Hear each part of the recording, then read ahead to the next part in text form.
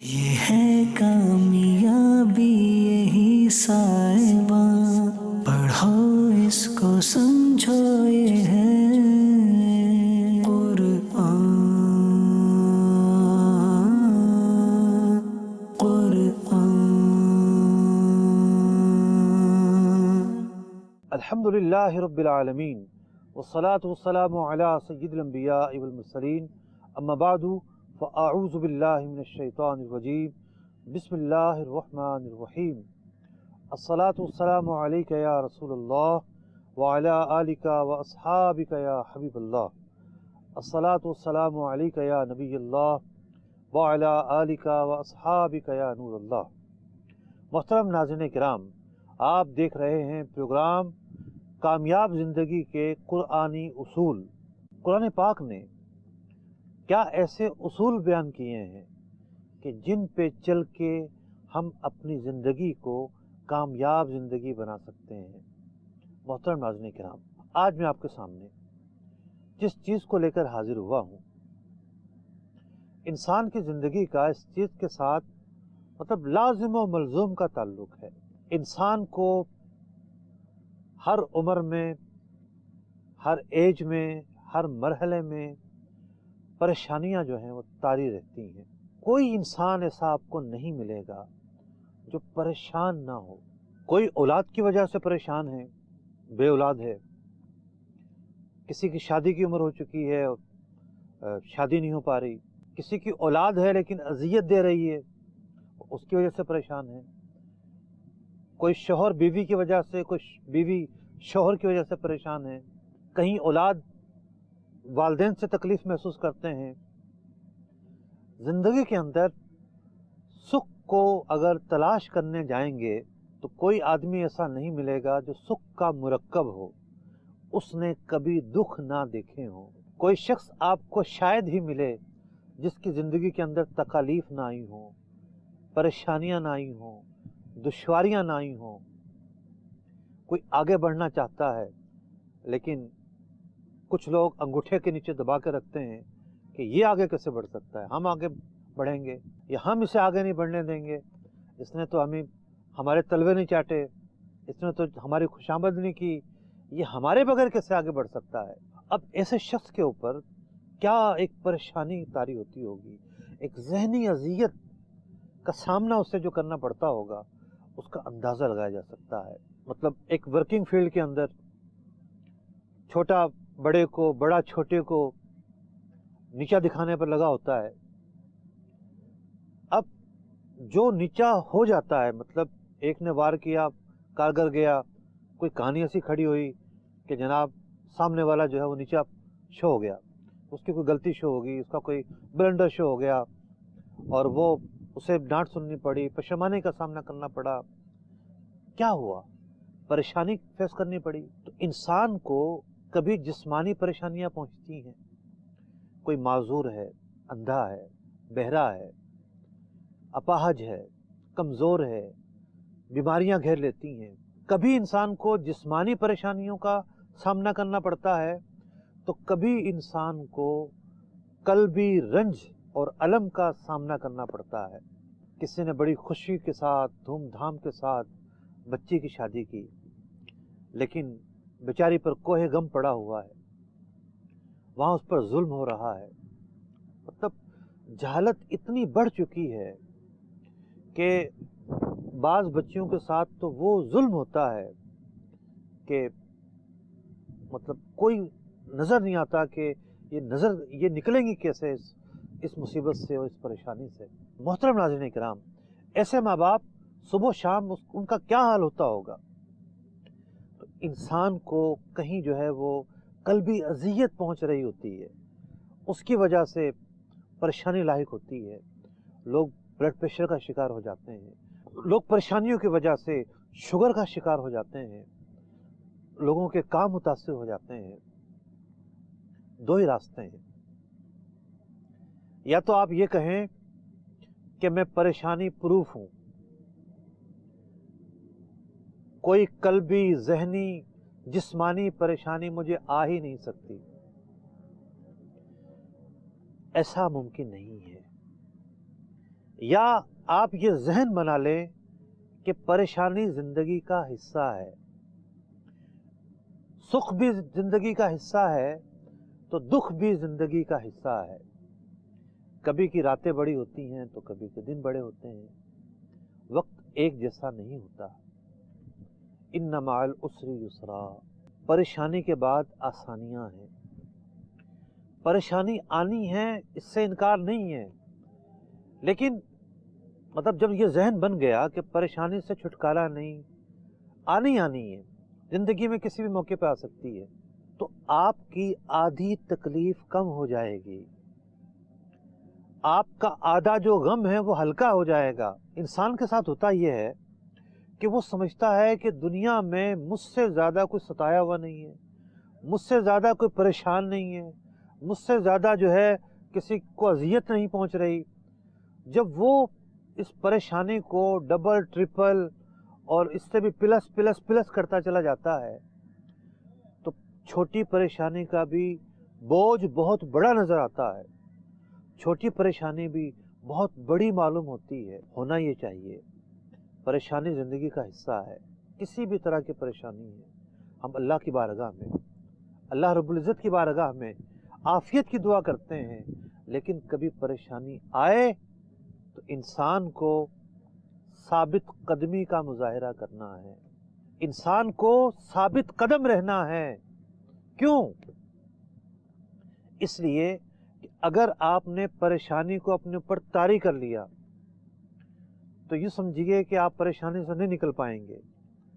آپ پریشانی کو اگنور کریں، جو بھی کیفیت ہے۔ آپ نے نہیں دیکھا کہ بعض لوگ اپنی کمزوری کو، اپنی کمی کو، اپنے نقص کو اپنے اندر ولولے کا ذریعہ بنا لیتے ہیں، اور ان کی زندگی میں ایک چیلنج آ جاتا ہے کہ میں اپاہج ہوں لیکن میں نے یہ کام کر کے دکھانا ہے۔ ایک شخص کی آنکھیں نہیں ہوتی، وہ کارنامہ انجام دے دیتا ہے کہ آنکھوں والے نہیں کر سکتے۔ تو انسان کا ول پاور بلند ہونا چاہیے، قوی ہونا چاہیے۔ تو جو انسان پریشانی کو فیس کرنے کی ہمت اپنے اندر پیدا کر لیتا ہے تو اس کی پریشانیاں کم ہو جاتی ہیں، وہ دوسروں پر نظر دوڑاتا ہے کہ نہیں، ایک میں ہی پریشان نہیں ہوں، یہ بھی پریشان ہے، یہ بھی پریشان ہے، کوئی کس وجہ سے ہے، کوئی کس وجہ سے ہے۔ اور خاص طور پر ایسے لوگ جن کا ایک بھرم ہوتا ہے، معاشرے میں ایک مقام ہوتا ہے، وہ اپنا دکھ کسی سے بیان نہیں کر سکتے، وہ اپنے پریشانی کسی سے شیئر نہیں کر سکتے، تو ان کی پریشانی ایک وزن کے اعتبار سے زیادہ بھاری ثابت ہوتی ہے۔ تو ایسے لوگوں کو بھی ثابت قدم رہنا چاہیے۔ آج ہم جائزہ لیں گے کہ قرآن ہماری اس سلسلے میں کیا رہنمائی کرتا ہے، قرآن اس سلسلے میں ہمیں کیا پیغام دیتا ہے، قرآن کی تعلیمات سے ہم کیا اصول لے کر اپنی زندگی کی اس الجھن کو، اس دشواری کو، اس پریشانی کو، اس کڑے وقت کو بہتر بنا سکتے ہیں، اچھا بنا سکتے ہیں، اس وقت سے نکل سکتے ہیں۔ قرآن پاک نے ہمیں بتایا، اے ایمان والو، نماز اور صبر سے مدد طلب کرو۔ نماز دعا ہے اور صبر دوا ہے۔ قرآن پاک نے اللہ کی بارگاہ میں حاضر ہو کر گریہ کرنے، دعا کرنے کی بھی تلقین دی، اور پریشانیوں کے لیے جو چیز ڈھال بنتی ہے، جو چیز آڑ بنتی ہے، بندے کو جو چیز کھڑا کرتی ہے، بھنور سے نکالتی ہے، اس چیز کا نام ہے صبر کرنا۔ صبر کسے کہتے ہیں؟ پہلے تو میں عرض کروں کہ اللہ رب العزت نے صبر کے تذکرے کو قرآن پاک میں 70 سے زائد مرتبہ بیان کیا ہے۔ 70 سے زائد مرتبہ صبر کا تذکرہ قرآن پاک میں آیا ہے۔ صبر کہتے کس کو ہیں؟ علماء نے لکھا، الصبر قوت مقاومت الاحوال والآلام الحسیہ والعقلیہ، کہ انسان کو حصی طور پر یا عقلی طور پر یعنی قلبی طور پر جو رنج و غم یا جو پریشانیاں پہنچ رہی ہوتی ہیں، اس کے خلاف جو قوت مدافعت کا ایک نظام قائم ہوتا ہے انسان کے اپنے اندر، اس چیز کا نام صبر ہے۔ آج ہم کیا پوری دنیا کرونا کو فیس کر رہی ہے، اور ایک ہی چیز ہے کہ جناب جس کے اندر قوت مدافعت ہے کرونا شکست پا جاتا ہے وہاں پر۔ جس کی قوت مدافعت کمزور ہوتی ہے کرونا جو ہے وہاں پر اٹیک زیادہ کرتا ہے، وہ حاوی ہو جاتا ہے۔ تو محترم ناظرین کرام، صبر اور پریشانی کا تعلق بھی ایسا ہی ہے۔ صبر اس قوت مدافعت کا نام ہے کہ جو اس دشواریوں، پریشانیوں، رنج و غم کی جو کیفیت ہے اس کے مقابلے میں ہمارے اندر جو قوت مدافعت پیدا ہوتی ہے، جو ٹھہراؤ پیدا ہوتا ہے، جو سکون اس ٹائم میں پیدا ہوتا ہے، اس کا نام صبر ہے۔ اور بھی مختلف طرح کی جو ہے اس صبر کی تعریف کی گئی۔ یہ جو تعریف کی گئی یہ میں نے بیان کی علامہ عبدالروف مناوی رحمۃ اللہ تعالی علیہ کے حوالے سے۔ بعض علماء نے لکھا وَتَرْكُ الشِّكْوَى مِنْ أَلَمِ الْبَلْوَى لِغَيْرِ اللَّهِ، کہ بندہ جو ہے اللہ کے علاوہ کسی کے سامنے اظہار نہ کرے۔ تو ایک صبر کی صورت یہ ہوتی ہے اللہ کی بارگاہ میں عرض کرے، اپنا ماجرا پیش کرے، اپنا مدعا پیش کرے۔ قرآن پاک کی آیت میں ارشاد ہوتا ہے حضرت ایوب علیہ نبینا علیہ السلام جب آپ ابتلا سے گزرے، آزمائش سے گزرے، تو قرآن پاک کہتا ہے جب حضرت سیدنا ایوب علیہ نبینا علیہ السلام نے اپنے رب کی بارگاہ میں عرض کیا، اے مولا کریم مجھے پریشانی پہنچی ہے، تو بندہ اپنے رب کی بارگاہ میں گریہ کرتے ہوئے اپنا معافی ضمیر بیان کرے، اس کے اندر شکوے کا پہلو نہیں ہونا چاہیے۔ اللہ کی بارگاہ میں شکوہ تھوڑی کیا جاتا ہے۔ ہم عاجز بندے، ہم ناتواں بندے، ہم ضعیف بندے، ہم کمزور بندے کیا اللہ کی بارگاہ میں شکوہ کر سکتے ہیں؟ معاذ اللہ ثم معاذ اللہ۔ بعض لوگوں کا عالم یہ ہوتا ہے کہ ان کا شکوہ کرنا انہیں کفر تک پہنچا دیتا ہے۔ کسی کے حادثہ ہوتا ہے، میت ہو جاتی ہے، فوتگی ہو جاتی ہے، کہتے ہیں اللہ تعالیٰ ہمارا ہی بچہ لینا تھا تو نے، کلمہ کفر ہے۔ اللہ تعالیٰ پر اعتراض نہیں ہو سکتا، وہ قادر مطلق ہے، جو چاہے وہ کر سکتا ہے۔ کوئی کہتا ہے کہ ہم ہی ملے تھے، استغفر اللہ استغفر اللہ۔ تو یہ آہ فغا، یہ بے صبری، یہ اول پھول بکنا پریشانیوں میں اضافہ تو کرتا ہے، نحوست تو پیدا کرتا ہے، انسان کے ایمان کے لالے پڑ جاتے ہیں، انسان جو ہے وہ یہ سمجھیے کہ سکون اس کی زندگی سے چلا جاتا ہے۔ صبر سکون لے کر آتا ہے، اور سکون جو ہے انسان کی فطرت میں، دل و دماغ میں آ جائے تو یوں سمجھیے کہ کیا آیا اور کیا گیا اسے پتہ ہی نہیں چلتا۔ اور اگر تھوڑی سی پریشانی ہو یا زیادہ پریشانی ہو، اس کی وجہ سے انسان کے اندر بے قراری آ جائے، بدسکونی آ جائے، نہ کام میں دل لگے گا، نہ بچوں میں دل لگے گا، نہ جو ہے وہ عبادات میں دل لگے گا، انسان اجڑا رہے گا۔ تو شیطان تو چاہتا یہی ہے کہ انسان اجڑا رہے، اس کے تفکرات منتشر ہوں، یہ پریشان خیال نظر آئے، تاکہ یہ عبادت سے دور ہو، تاکہ یہ آہ و فغا پر اتر آئے، تاکہ یہ ناشکری پر اتر آئے۔ انسان کا چھوٹا سا نقصان ہوتا ہے، اللہ تعالیٰ سے اتنا دیا ہوتا ہے، چھوٹا سا نقصان ہوتا ہے، اور اس نقصان کی وجہ سے ایسے ہتھ کنڈوں پر اتر آتا ہے کہ اس کا وہ عمل بالکل واضح صریح طور پر ناشکری پر مشتمل ہوتا ہے۔ بتائیے، جو آزمائش اسے دی گئی تو اس میں فیل ہو گیا، اللہ تعالیٰ نے اسے اتنا عطا کیا، ایک چھوٹا سا نقصان ہوا، اس نے آہ و فغا کرنا شروع کر دی، ناشکری کرنا شروع کر دی۔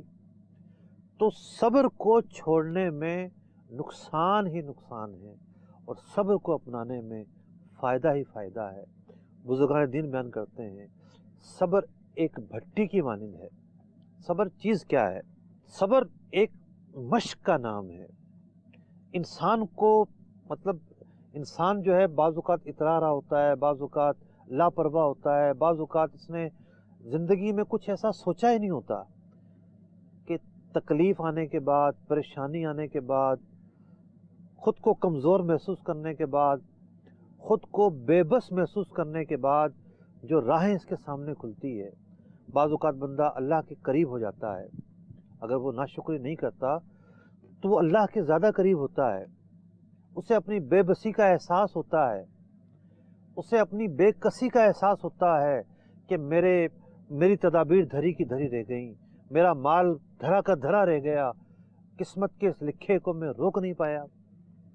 تو انسان چینج ہوتا ہے، صبر انسان کو چینج کرتا ہے۔ انسان کے اندر بعض اوقات تکبر بھرا ہوتا ہے، وہ چھٹتا ہے، انسان کو ایک حقیقت کا پتہ چلتا ہے میں کہاں کھڑا ہوں، میں تو سب کو حقیر سمجھتا رہا، سب کو نیچ سمجھتا رہا، یا تو خود میں رسوا ہو گیا۔ انسان کو سبق ملتا ہے، انسان کو زندگی میں بدلاؤ لانے کا موقع ملتا ہے۔ تکلیف اور پریشانی کے نتیجے میں انسان کے میل دھلتے ہیں، وہ نکھرا ہو کر سامنے آتا ہے۔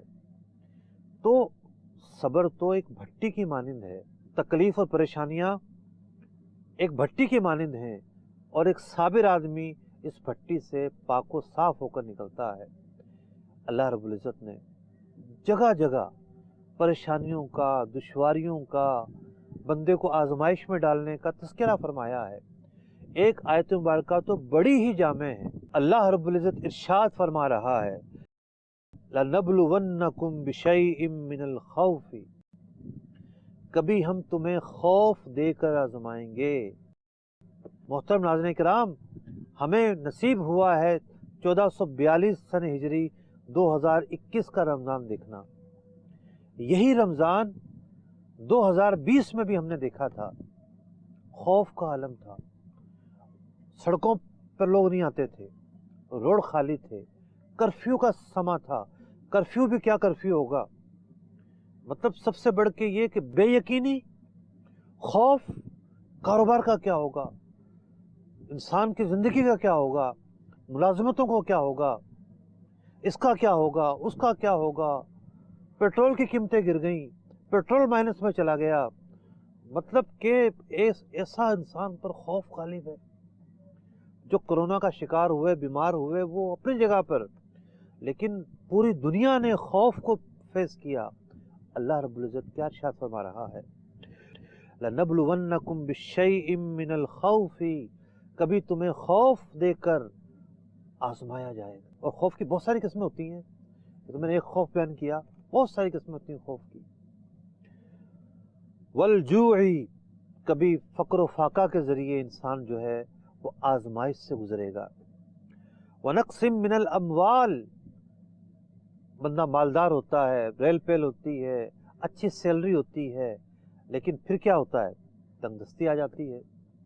تو اللہ رب العزت ارشاد فرما رہا ہے کہ اللہ تعالیٰ تمہیں آزمائے گا مال میں کمی کے ذریعے، اور فرمایا وَالْأَنفُسِ، کہتے ہیں جی جوان موت ہوگی گھر میں، بڑا لاڈلا تھا چلا گیا، فوتگی کے ذریعے تمہیں آزمایا جائے گا۔ جب بندے کا پیارا جاتا ہے کیا اس پر صدمہ واقع ہوتا ہے، ایک حزن ہوتا ہے، ایک غم ہوتا ہے۔ تو غم جو ہے ایک بڑی مصیبت کی کیفیت ہوتی ہے، انسان سوچتا ہے دنیا میرے لیے بیکار ہو گئی ہے، اور بہت سارے لوگ تو نہ جانے غم کی کیفیت میں کہاں تک چلے جاتے ہیں۔ نہیں، ثابت قدم رہنا ہے اور حالات کو خوش دلی سے فیس کرنا ہے کہ یہ وقت بھی گزر جائے گا، فیس کرنا ہے، اللہ کا شکر ادا کرنا ہے کہ اگر ایک چیز نہیں ہے، مثال کے طور پر کسی کا مال نہیں ہے تو اس کے پاس صحت تو ہے، کسی کے پاس فقر و فاقہ ہے لیکن اس کے پاس مال تو ہے۔ فرمایا گیا والثمرات، قحط پڑ جاتا ہے بعض اوقات، تو قحط کے ذریعے انسان آزمایا جاتا ہے۔ اللہ رب العزت ارشاد فرما رہا ہے وَبَشِّرِ الصَّابِرِينَ الَّذِينَ إِذَا أَصَابَتْهُمْ مُصِیبَةٌ، خوشخبری دیجیے ان لوگوں کو کہ جب انہیں کوئی مصیبت پہنچتی ہے آہو فغا نہیں کرتے، اللہ تعالیٰ پر اعتراض نہیں کرتے،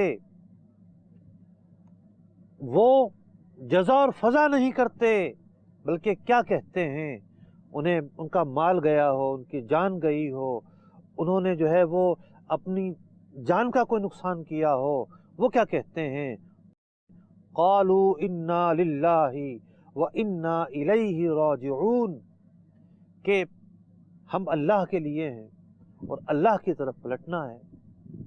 गम किस बात का, अल्लाह ने दिया था, अल्लाह ने ले लिया।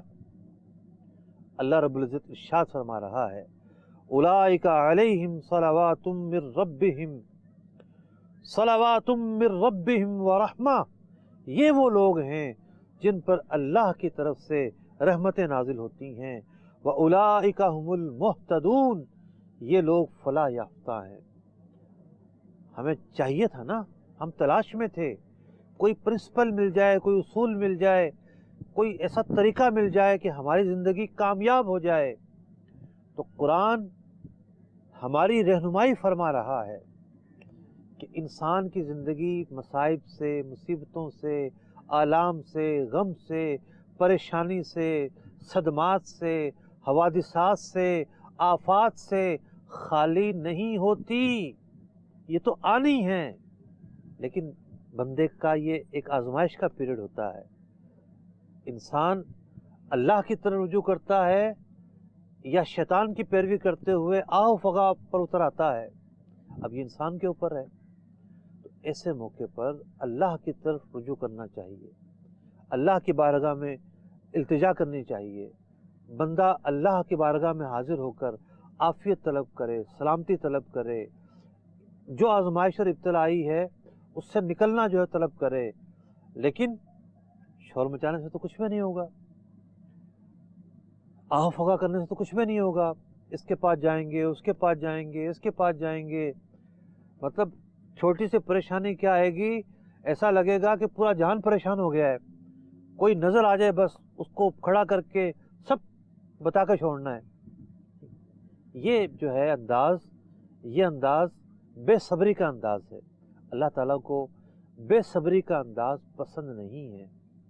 अल्लाह रब्बुल इज़्ज़त तो साबिरीन की फजीलत को बयान कर रहा है, सब्र करने वालों की फजीलत बयान हो रही है। नबी अकरम अलैहिस्सलातु वस्सलाम क्या खूब इरशाद फरमाते हैं, आपने फरमाया अत्तहूरु शत्रुल ईमान, तहारत जो है ईमान का हिस्सा है। वल्हम्दुलिल्लाहि तमलउल मीज़ान, अल्लाह ताला की हम्द करना मीज़ान को भरता है। सुबहानल्लाहि वल्हम्दुलिल्लाहि तमलआने और तमलऊ, सुबहान अल्लाह कहना, अल्हम्दुलिल्लाह कहना, ये मीज़ान को भर देते हैं। मा बैनस समावाति वल अर्द, आसमान और ज़मीन के दरमियान जो खला है, इस खला को भर देते हैं। फरमाया वस्सलातु नूरुन, नमाज नूर है, वस्सदक़तु बुरहानुन, सदका बुरहान है, वस्सब्रु ज़ियाउन, सब्र तो रोशनी है, इंसान की तवज्जो नई जहतों की तरफ डालता है। सब्र की राह पर चल के इंसान कुंदन हो जाता है, सब्र की राह पे चल के इंसान हालात को फेस करना सीखता है। फरमाया वल कुरानु हुज्जतुन लका व अलैका, और भी तवील हदीस मुबारका है। तो इस हदीस पाक में सब्र को जो है वो रोशनी कहा गया है। मोहतरम नाज़रीन किराम, एक हदीस पाक में फरमाया गया, नबी अकरम अलैहिस्सलाम इरशाद फरमाते हैं, मा उतिया अहदन अताअन खैरन औसा मिन सब्री, जिस बंदे को क़ुव्वत सब्र दी, अल्लाह रब्बुल इज़्ज़त ने उसे क़ुव्वत सब्र से सरफराज किया, तो ये तो एक खैर का वस्फ़ है, ये तो एक उम्दगी का वस्फ़ है। और इस वस्फ़ के तो क्या कहने हैं। सब्र को खैर कहा गया है बंदे के लिए, सब्र को एक उम्दा नेमत कहा गया है अल्लाह ताला की। तो सब्र जो है अल्लाह की नेमत है। मोहतरम नाज़रीन किराम, कितनी बड़ी खुशखबरी है हमारे लिए कि अल्लाह रब्बुल इज़्ज़त क्या इरशाद फरमा रहा है, इन्ना मअल उसरि युसरा, कि हर तकलीफ़ के बाद दो आसानियाँ हैं। तकलीफ़ आर्जी मुद्दत के लिए होती है, परेशानी एक मखसूस मुद्दत के लिए होती है, लेकिन उसके बाद अल्लाह ताला बंदे को दो खुशियाँ अता करता है। دو آسانیاں عطا کرتا ہے. تو دو آسانیاں بندے کو جو ملی وہ تکلیف کی وجہ سے، پریشانی دشواری کی وجہ سے ملی. تو دشواری سے گھبرانا نہیں ہے، دشواری کے سامنے کھڑا رہنا ہے، فیس کرنا ہے، عافیت کی دعا مانگنی ہے اللہ تعالیٰ سے. اللہ تعالیٰ ہماری مدد فرمائے، ہمیں حوصلہ عطا فرمائے. جو مظلوم مسلمان ہیں، پریشان مسلمان ہیں، کوئی دین کی وجہ سے پریشان ہے کہ اسے دین کی وجہ سے ستایا جاتا ہے، کوئی ظالمین کی وجہ سے پریشان ہے، کوئی عزت کی وجہ سے پریشان ہے، کوئی کسی وجہ سے پریشان ہے، اللہ تعالیٰ پریشان حال مسلمانوں کو حوصلہ عطا فرمائے اور ان تکالیف سے نجات عطا فرمائے. آمین بجاہ النبی الامین صلی اللہ تعالی علیہ وسلم. یہ ہے کامیابی یہی سائباں، پڑھو اس کو سمجھو یہ ہے